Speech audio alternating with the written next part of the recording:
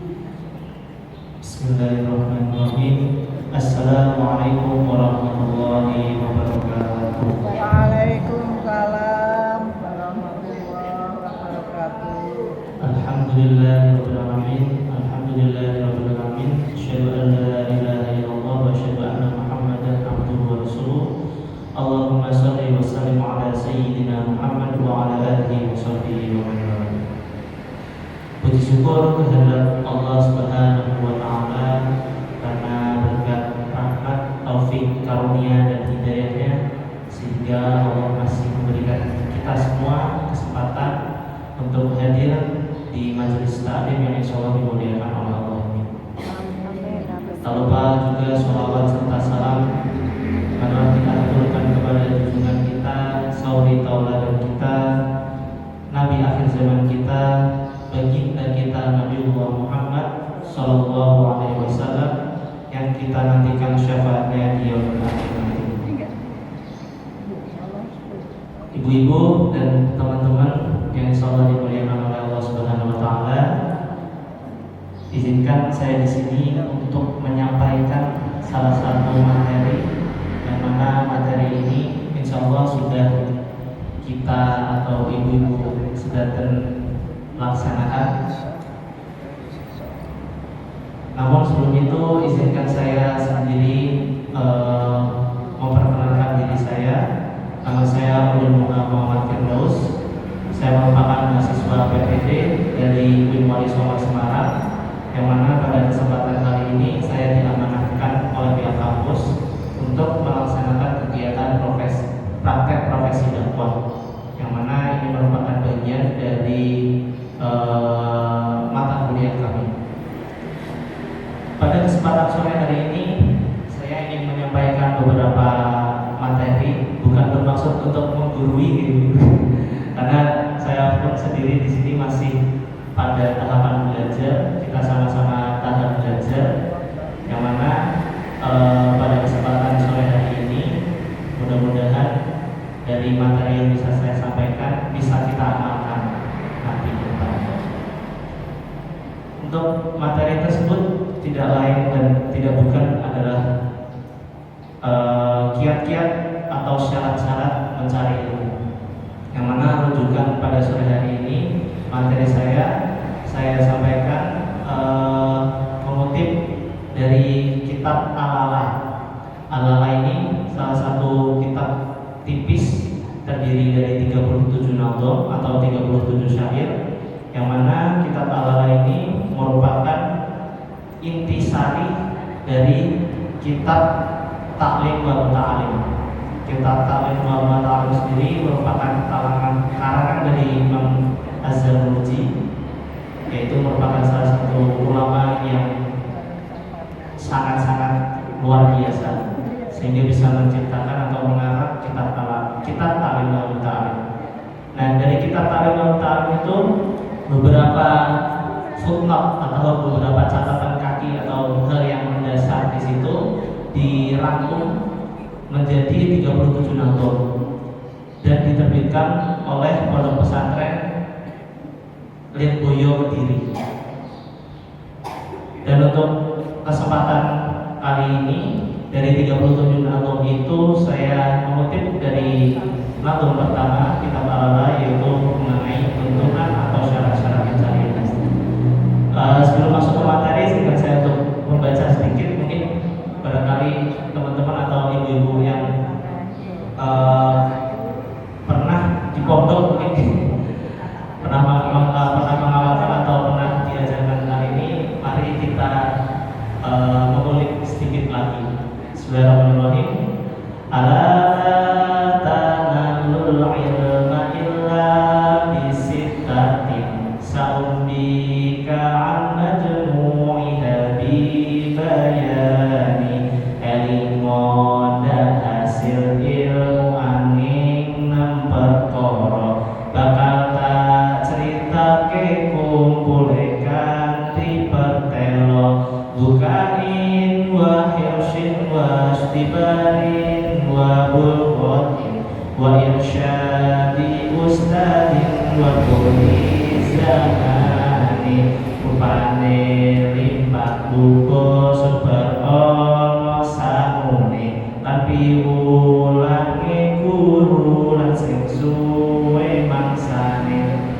Itu merupakan nado pertama dari kitab Al-Ala. Biasanya anak-anak pondok sebelum masuk ke tahapan-tahapan pembelajaran di pondok, biasanya dari guru itu menganjurkan untuk mengamalkan dan menghafal dari nado-nado kitab Al-Ala ini, karena ini menjadi pedoman atau salah satu petunjuk di pondok pesantren biasanya. Dari saya pertama itu dikutip di sini, Al-Ala tanalul ilma illa bisittatin. Ilmu dan hasil ilmu angin 6 perkara. Dalam bahasa Indonesianya ilmu itu nomor ingat. Nah, ingatlah, la tanalul ilma illa bisittatin. Ingatlah bahwa tidak akan berhasil atau tidak akan menghasilkan ilmu itu kecuali dari 6 hal atau 6 perkara. 6 perkaranya apa saja Ibu? Dukain wa hirsin wa stibarin wa bulwatin wa irsyadi ustadin wa kulli zaman. Dukain wa hirsin wa stibarin wa bulwatin. Dukain itu rupanya lipat. Nah, lipat itu kalau dalam bahasa Indonesia yang artinya itu cerdas. Dukain. Wa hirsin itu lubuh, atau dalam bahasa Indonesia itu semangat, senang, rasa ingin menuntut ilmu itu hadir ketika ingin mendapatkan sebuah berkah. Nah, lalu yang kemudian wasdibari, sabar. Dalam bahasa Indonesia kayak sabar gitu. Jadi menuntut ilmu itu juga harus sabar. Lalu wasdibari bulghon itu merupakan salah satu bekal atau biaya yang harus disiapkan juga ketika ingin menuntut ilmu. Lalu wasdibari wa irsyadil ustadin, petunjuk dari guru, wa tulizaman itu masa, atau tulizaman itu sing suwi mangsane, berarti yang lama masanya. Gak ada ilmu yang itu instan gitu, bener ya. Nah, dari nado yang sudah saya bacakan tadi, saya ingin menyampaikan materi dari 6 hal atau 6 pokok perkara yang tadi sudah saya bacakan. Yang pertama yaitu tadi apa itu? Dukain, cerdas, limpah. Nah, orang yang ingin menuntut ilmu itu juga harus memiliki kecerdasan. Cerdas itu bukan perlu harus pintar gitu Ibu.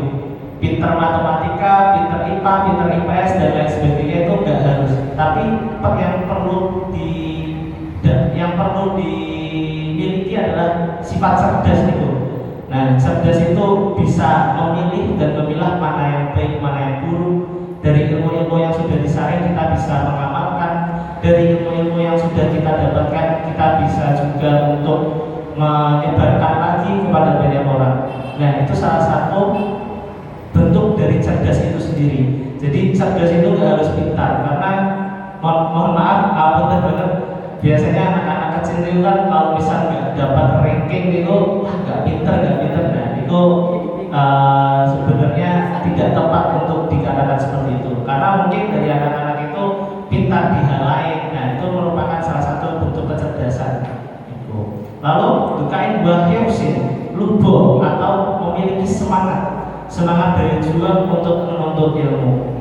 Yang mana orang kalau menuntut ilmu itu kok tidak ada rasa semangat, ya yang akan terjadi ilmu tersebut tidak mudah untuk didapat. Misal, kalau dari teman-teman, terutama biasanya dari kalangan mahasiswa itu, mahasiswa itu kalau mau kuliah gitu aras-arasan. Itu salah satu masalah ketika kita ingin menuntut ilmu kok malah aras-arasan. Yang terjadi apa? Ya di kelas cuma tidur, di kelas ngaco. Nah, itu salah satu penghambat. Jadi ketika kita ingin menuntut ilmu itu dari 6 perkara yang tadi saya sebutkan, salah satunya yaitu memiliki semangat untuk menuntut ilmu. Dari rasa semangat itu kemudian akan menghasilkan rasa keinginan kita untuk mendapatkan ilmu yang lebih. Jadi dari dosen atau mungkin dari pemateri pada sore hari ini, yang mana nanti akan menyebarkan materi, dari ibu-ibu di sini Pak Sma, insya Allah ilmu itu akan lebih mudah didapat. Saya juga merasa senang di sini ibu-ibu ternyata masih memiliki rasa semangat yang tinggi setiap hari Jumat. masih mau mengikuti majelis taklim atau kajian-kajian seperti ini, yang mana insya Allah dari apa yang Ibu lakukan menjadi berkah dan bisa menjadi syafaat di yaumil akhir nanti. Amin amin ya rabbal alamin. Lalu bentuk atau perkara selanjutnya dari 6 perkara tadi yaitu wasdibar, sabar. Benar. Orang kalau mau menuntut ilmu itu yang harus dimiliki juga harus sifat sabar gitu.